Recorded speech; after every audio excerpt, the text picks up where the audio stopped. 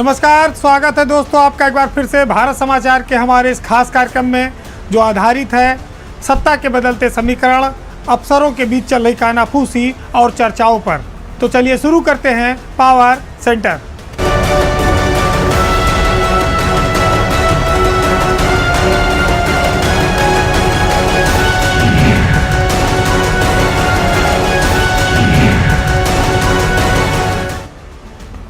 BJP एक बार जोर शोर से लोकसभा 2024 की तैयारियों में लगी है। उसकी सारी उम्मीदें उत्तर प्रदेश पर टिकी हैं और उत्तर प्रदेश में जो छोटी छोटी पार्टियां हैं उनमें राजभर की पार्टी इन दिनों बीजेपी के लिए सबसे ज़्यादा आकर्षक है।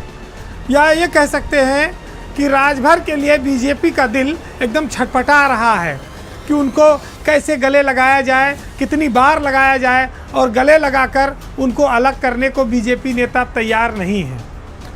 मामला देखिए, चूंकि लोकसभा चुनाव का जुड़ा है, तीसरी बार मोदी को प्रधानमंत्री बनाना है, तो ऐसे में यूपी की अहमियत बहुत ज़्यादा है। देश के अन्य राज्यों में बीजेपी की जो स्थिति थोड़ी कमज़ोर हुई है उसकी भरपाई वो यूपी से करना चाहते हैं। ऐसे में ओपी राजभर, जो ओम प्रकाश राजभर हैं, सुभाषपा के अध्यक्ष हैं, उनके दोनों हाथों में अचानक से लड्डू आ गया है।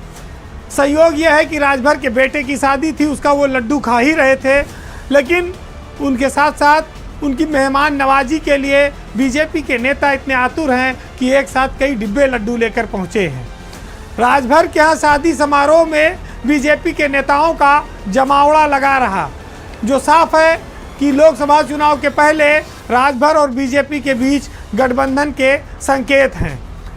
राजभर के अगर आप देखिए तो बीजेपी के प्रदेश अध्यक्ष भूपेंद्र चौधरी, डिप्टी सीएम केशव प्रसाद मौर्य, जल शक्ति मंत्री स्वतंत्र देव सिंह, इसके अलावा संगठन के तमाम सारे दिग्गज नेता वहां पहुंचे।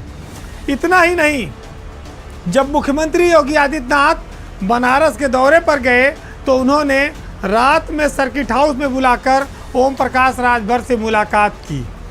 ये मुलाकात बड़ी अहमियत रखती है और ये दर्शाती है कि बीजेपी को इस समय राजभर के सहारे की ज़रूरत है, क्योंकि राजभर उत्तर प्रदेश में लोकसभा की 24 ऐसी सीटें हैं जिस पर थोड़ा ज़्यादा कहीं कम इस स्थिति में वो हैं और वो वोट को प्रभावित करते हैं।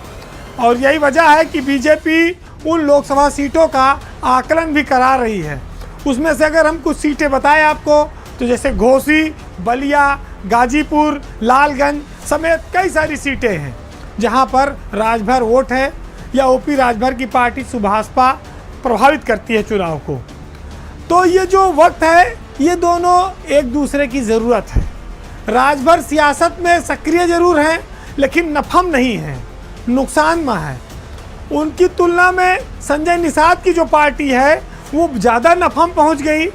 संजय निषाद मंत्री बन गए, उनका लड़का सांसद हो गया, उनका एक बेटा विधायक हो गया, लेकिन उनसे पहले विधायक जिता के लाए पिछली विधानसभा में 4, अब की 6 विधायक राजभर के पास हैं, लेकिन न खुद मंत्री बन पाए, न बेटा है उनको कुछ दिला पाए।